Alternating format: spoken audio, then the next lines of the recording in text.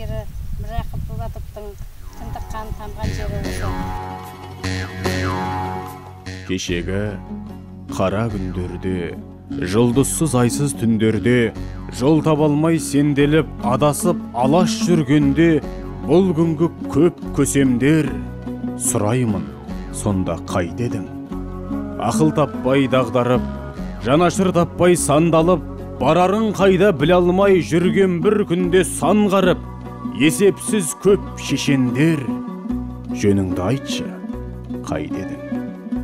Сарыарқа сайран жерлерім, көкорай шалғын көлдерім, бәрін жауға алдырып, асқар тау биік белдерім, қысылып қазақ тұрғанда, данышпандар қайда едің? Атадан бала айрылып, қанаты сынып қайрылып, қасірет толып жүрекке тұрған бір кезде қайғырып, толып жатқан қамқорлар елде жоқ едің, қайда едің?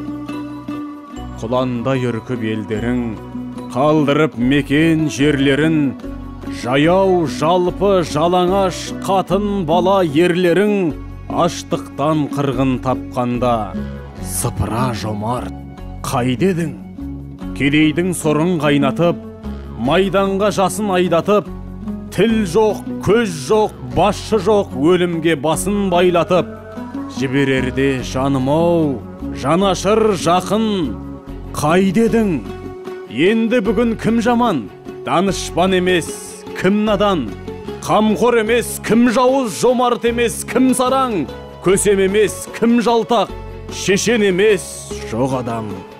Бәрі білгіш, бәрі дер, жеткіздің Алла тағалам.